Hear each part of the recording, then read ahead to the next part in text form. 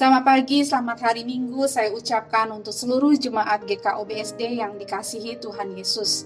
Pagi hari ini mari kita beribadah kepada Allah dengan sukacita, sebab Allah senang bila kita bersekutu dengannya. Teduhkanlah hatimu, tenangkanlah pikiranmu, dan arahkan dirimu kepada Allah, tak kala engkau memasuki hadirat-Nya yang kudus. Kepada jemaat diberi kesempatan untuk bersaat teduh.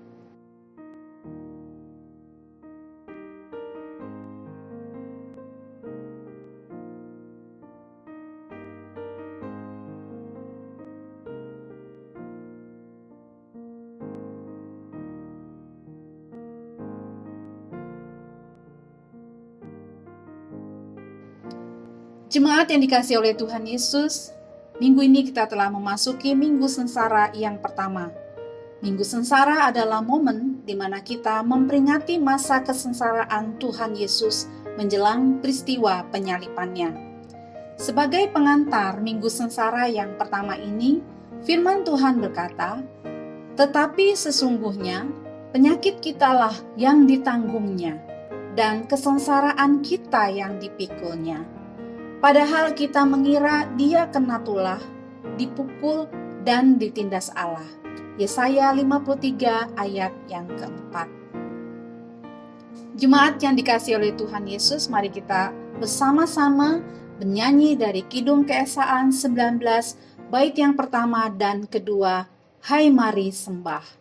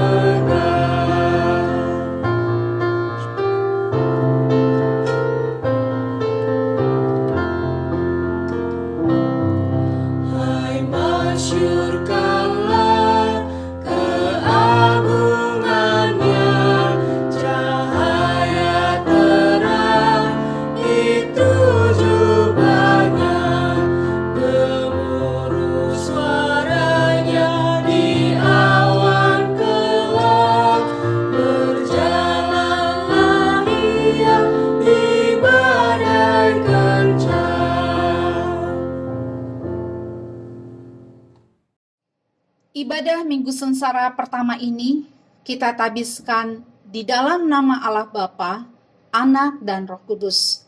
Kasih karunia menyertai saudara dan damai sejahtera dari Allah Bapa kita dan dari Tuhan Yesus Kristus, baginya lah kemuliaan sampai selama-lamanya. Amin. Di Minggu Sengsara yang pertama ini, dengarkanlah firman Tuhan yang membimbing kita dalam Roma 5 ayat yang ke-10, demikian bunyinya. "Sebab jikalau kita ketika masih seteru diperdamaikan dengan Allah oleh kematian anaknya, lebih-lebih kita yang sekarang telah diperdamaikan pasti akan diselamatkan oleh hidupnya. Amin." Jemaat terkasih, marilah kita merendahkan diri di hadapan Allah dan memohon pengampunan dosa kepadanya. Terlebih dahulu jemaat diberi kesempatan untuk mengakui dosa secara pribadi.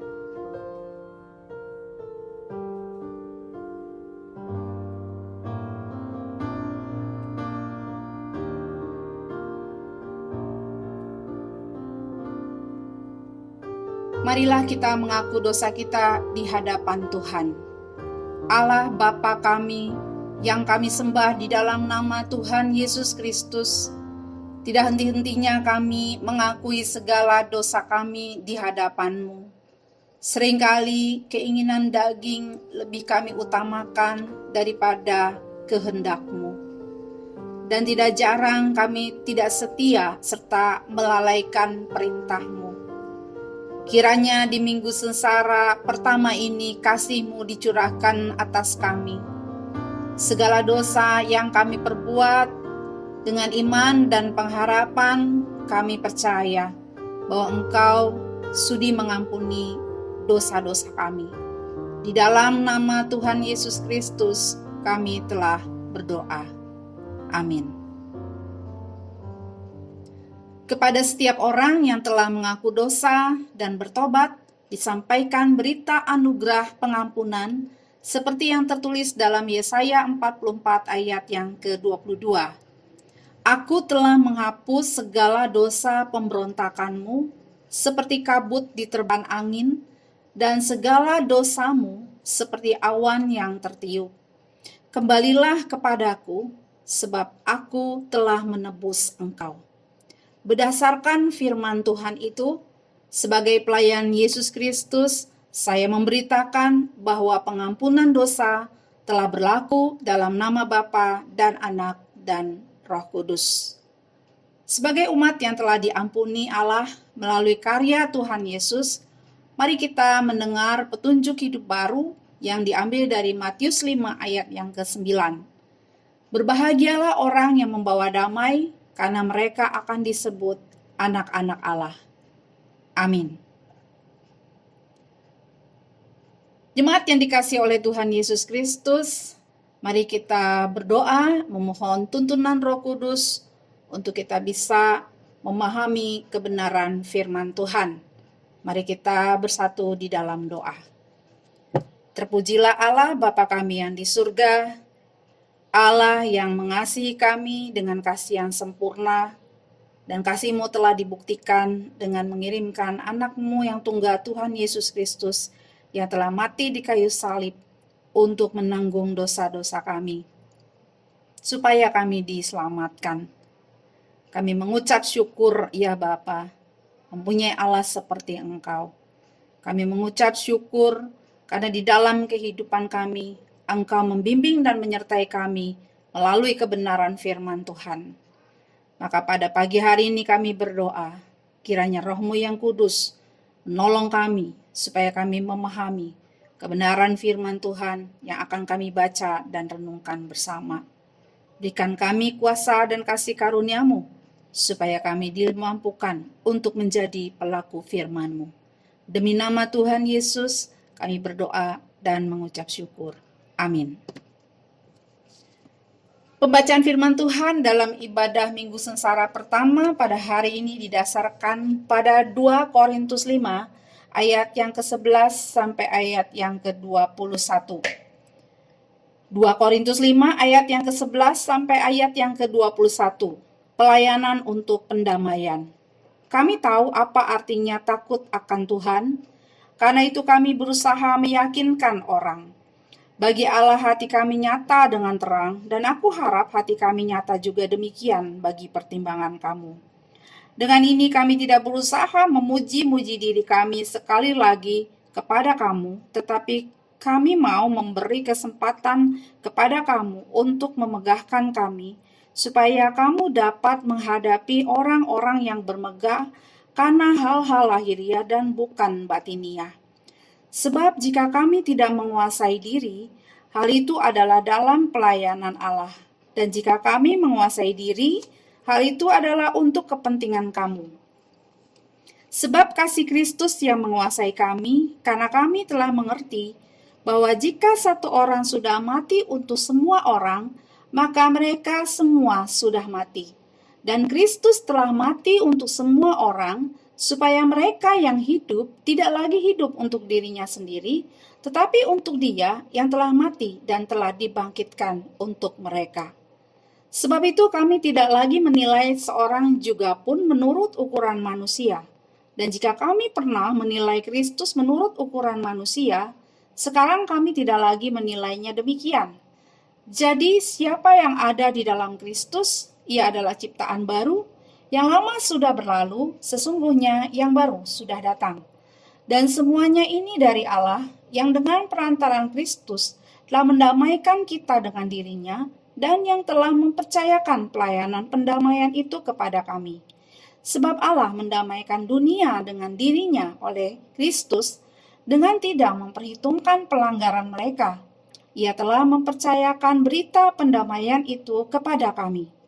Jadi, kami ini adalah utusan-utusan Kristus, seakan-akan Allah menasihati kamu dengan perantaran kami. Dalam nama Kristus, kami meminta kepadamu, berilah dirimu didamaikan dengan Allah. Dia yang tidak mengenal dosa telah dibuatnya menjadi dosa karena kita, supaya dalam Dia kita dibenarkan oleh Allah. Demikianlah firman Tuhan, terpujilah Tuhan Yesus Kristus. Hendaklah firman Tuhan diam dengan segala kekayaannya, serta menetap di antara kamu, dan ucaplah syukur kepada Allah. Jemaat yang dikasihi oleh Tuhan Yesus Kristus, setiap orang pasti menginginkan kebahagiaan. Dan hidup yang bahagia adalah hidup yang dipenuhi dengan kedamaian. Pertanyaannya adalah, dengan siapa sajakah kita harus berdamai, dan bagaimana caranya supaya kita memperoleh kedamaian? Di dalam surat 2 Korintus 5 ayat 11-21 ini, Paulus hendak menjelaskan kepada jemaat Korintus tentang motivasi yang mendasari pelayanannya. Paulus menjelaskan motivasi pelayanannya karena pada saat itu ada beberapa jemaat yang meragukan kerasulannya.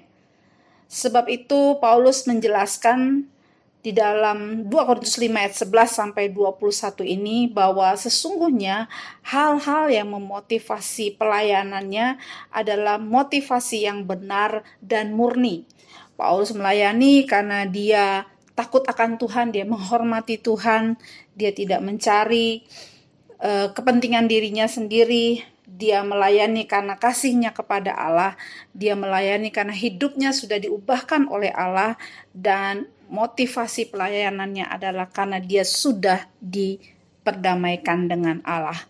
Surat Paulus ini menunjukkan bahwa betapa tidak mudahnya hidup sebagai orang percaya, betapa tidak mudahnya hidup sebagai murid Tuhan, betapa tidak mudahnya hidup sebagai pelayan Tuhan.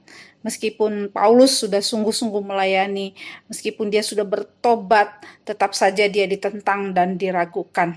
Namun demikian, Paulus tetap teguh dan melayani sampai akhir dengan penuh kesetiaan. Mengapa Paulus bisa memiliki kekuatan, ketekunan, dan kesetiaan dalam kehidupannya? Yang pertama, karena Paulus sudah berdamai dengan Allah.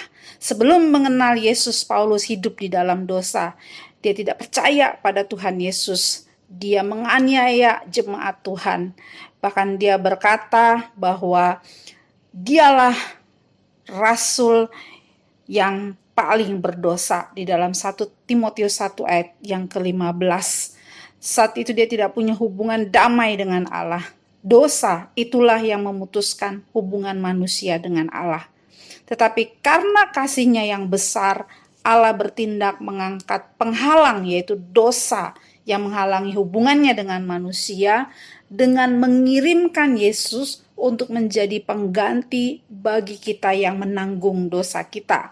2 Korintus 5 ayat 18 katakan, dan semuanya ini dari Allah yang dengan perantaran Kristus telah mendamaikan kita dengan dirinya dan telah mempercayakan pelayanan pendamaian itu kepada kami. Karena penghalang itu sudah diangkat, maka sekarang jalan untuk berdamai dengan Allah telah dibukakan. Caranya memperoleh damai dengan Allah, yaitu pertama kita mesti percaya kepada Yesus sebagai Tuhan dan Juru Selamat yang mati untuk menyelamatkan kita, dan kita mesti bertobat. Paulus berdamai dengan Allah. Yang dahulu dia menolak Yesus, sekarang dia percaya pada Tuhan Yesus. Paulus mengaku dosanya. Dia mengatakan bahwa dialah rasul yang paling berdosa. Dia mulai mengambil langkah pertobatan. Dia tidak lagi menganiaya jemaat, tetapi dia memberitakan Injil di berbagai tempat. Jalan untuk berdamai dengan Allah telah dibuka. Maka bagi kita semua yang ingin memiliki hubungan damai dengan Tuhan, mari kita percaya bahwa di dalam Tuhan Yesus Kristus, Allah telah memperdamaikan dirinya dengan kita. Allah telah mengulurkan tangannya untuk berdamai dengan kita.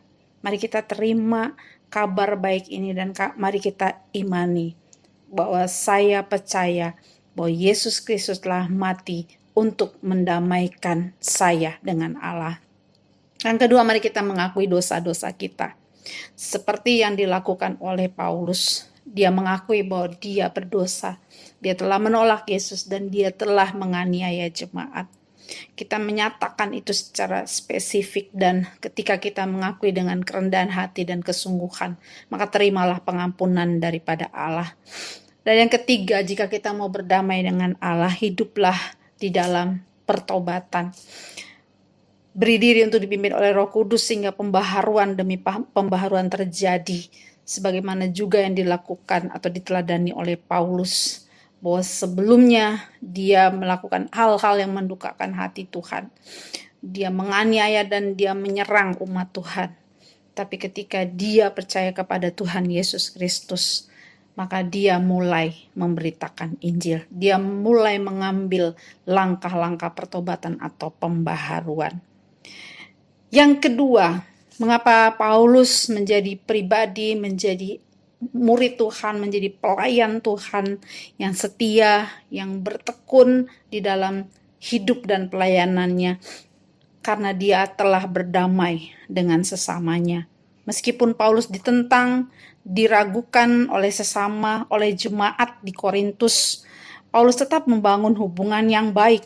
Ia tidak menjadi pahit dan terlibat di dalam konflik. Sebaliknya dia tetap melakukan pendekatan dengan cara memberi penjelasan yang dapat dipertanggungjawabkan. Di beberapa suratnya dia selalu mengajarkan agar jemaat hidup berdamai dengan sesamanya. Di dalam Roma 12 ayat 18 dikatakan, sedapat-dapatnya kalau hal itu bergantung padamu, hiduplah dalam perdamaian dengan semua orang. Hari ini mungkin ada orang lain yang menolak, yang menentang atau menyakiti kita. Apa yang kita lakukan sebagai tanggapan terhadap sikap tersebut? Kiranya kita dapat meneladani sikap Paulus yang memilih untuk berdamai, yang memilih untuk tidak menyerang balik dan terlibat di dalam konflik. Kiranya kita meneladani Yesus yang memilih untuk mengampuni dan berdoa buat orang-orang yang menyalibkannya. Di dalam Lukas 23:34, Yesus berdoa, "Ya Bapa, ampunilah mereka sebab mereka tidak tahu apa yang mereka perbuat." Itulah sikap yang mesti kita tempuh agar kita bisa tetap hidup dalam damai dengan sesama. Kita mesti mengingatkan diri sendiri bahwa Allah mau berdamai dengan kita dan tidak memperhitungkan kesalahan-kesalahan kita. Maka biarlah kita pun mengambil langkah untuk berdamai dengan sesama dan tidak memperhitungkan kesalahan-kesalahan yang dilakukan oleh sesama terhadap kita. Hiduplah berdamai dengan sesama. Dan yang terakhir, mengapa Paulus tumbuh menjadi anak Tuhan, menjadi pelayan Tuhan, yang melayani Tuhan dengan setia tekun sampai kepada akhirnya, adalah karena dia berdamai dengan diri sendiri. Berdamai dengan diri sendiri artinya menerima diri apa adanya dengan penuh kasih dan penerimaan tanpa pamrih. Segala kelebihan diterima dengan kerendahan hati, dan segala kekurangan diri diterima, diakui dan disikapi dengan upaya-upaya yang membawa kepada pembaharuan. Paulus mengakui bahwa dulu dia adalah orang yang paling berdosa.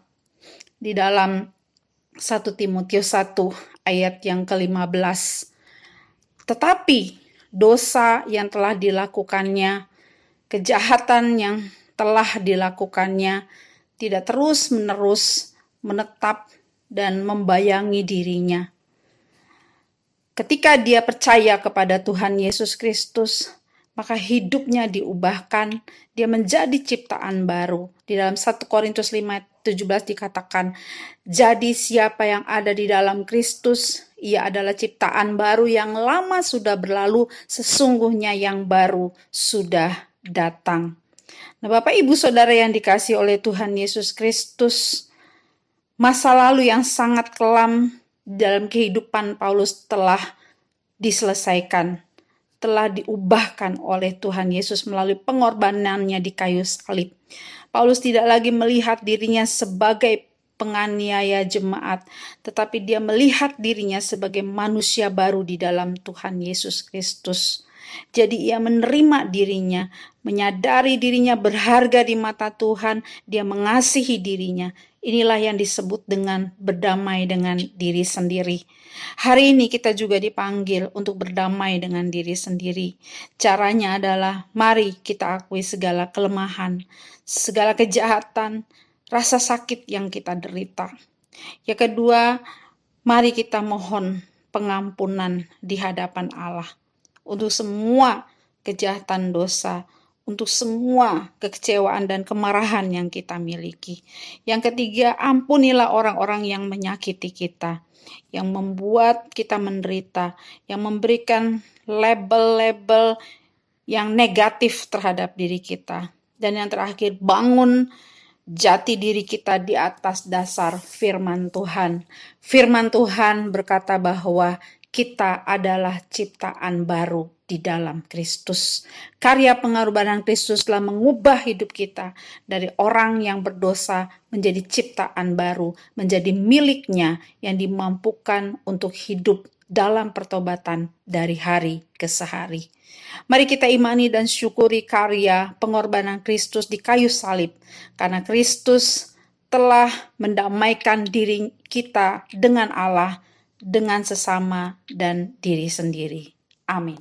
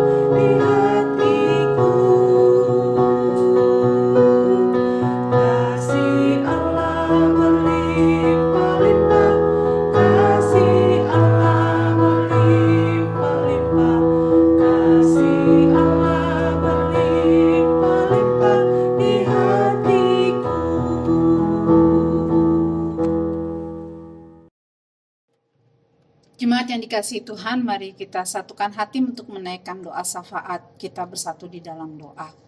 Bapa, kami mengucap syukur untuk persekutuan pada pagi hari ini, untuk firman Tuhan yang telah ditaburkan.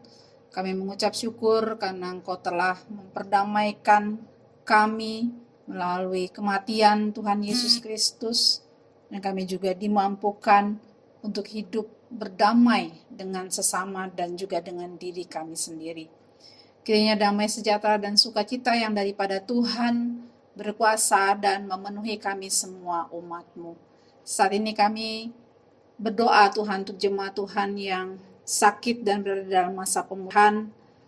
Kami berdoa Tuhan untuk Ibu Tiulan Huta Barat, Ibu Maya Agustin Salakori, Penatua O Silitonga, Saudara Gilbert Silitonga, Ibu Noven Silitonga, Ibu Mariansi Maribondang, Ibu Stella Tarigan Maribondang, Bapak Febri Tarigan, anak Brisel Tarigan, dan juga Bapak Pendeta Rismes.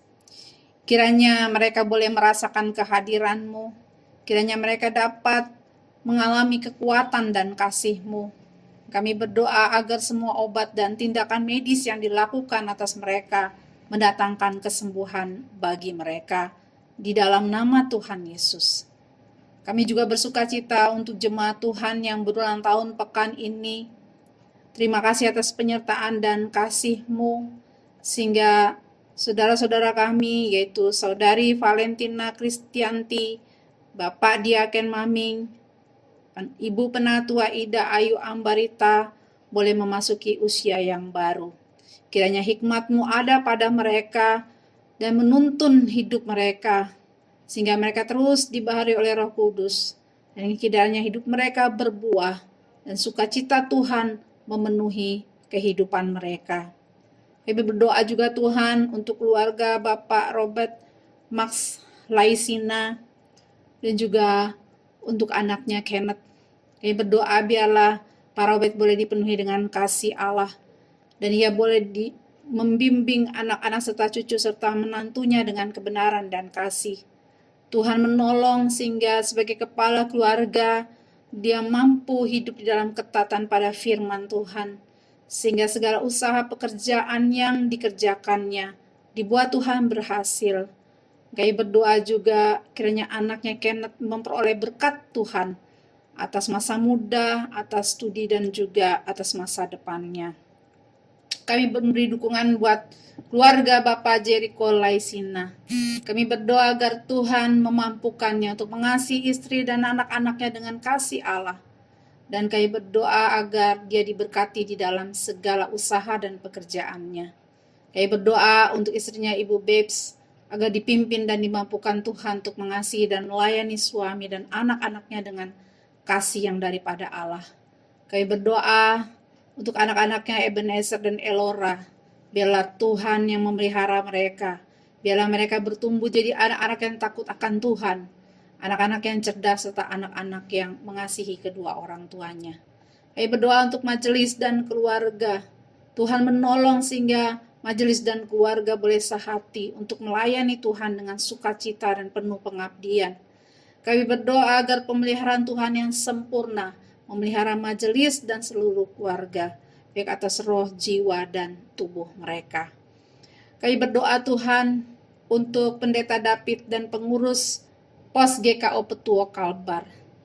Kiranya para pelayan Tuhan dipimpin oleh Roh Kudus dalam menjalani panggilan Tuhan untuk mampu menggembalakan jemaat dan memberitakan firman Tuhan, sehingga iman jemaat dibangun dan kehidupan jemaat boleh menjadi saksi bagi masyarakat Petuo. Kami berdoa untuk pemerintah kami Tuhan, untuk Presiden kami Bapak Jokowi, Wakil Presiden Bapak Maruf, seluruh menteri dan seluruh pejabat pemerintah yang Tuhan tunjuk untuk memerintah, untuk memimpin bangsa kami dari pusat sampai kepada daerah. Berkati pemerintah kami, berkati bangsa kami Indonesia, agar kami semua dimampukan melewati masa krisis ini dengan baik. Berkati upaya pemerintah untuk mengatasi pandemi melalui proses vaksinasi COVID-19. Kami berdoa supaya proses ini dapat berjalan dengan lancar, sehingga kegiatan sosial dan juga ekonomi dapat pulih kembali. Kami berdoa Tuhan untuk seluruh jemaat-Mu, jemaat GKO BSD. Tuhan kiranya memimpin kami dan menguatkan kami melalui firman Tuhan yang kami baca dan renungkan setiap hari. Dan kiranya Roh Kudus menolong kami, berkuasa di dalam hati kami, sehingga kami tidak takut dan khawatir dalam menghadapi berbagai pergumulan. Tetapi semakin hari kami boleh semakin dikuatkan di dalam kekuatan kuasa Allah.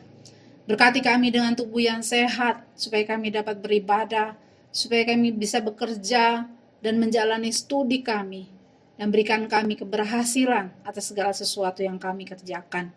Hibur kami Tuhan yang mengalami pergumulan yang panjang dan sukar. Biar melalui pergumulan tersebut iman kami bertumbuh, karena penyertaan Tuhan selalu ada bagi kami. Dan Tuhan kiranya mengaruniakan kemenangan atas peperangan rohani yang kami jalani. Terima kasih Bapa di surga, ini doa kami. Di dalam nama Tuhan Yesus kami telah berdoa. Jemaat yang dikasihi oleh Tuhan Yesus Kristus, arahkanlah hatimu kepada Allah dan terimalah berkat Tuhan.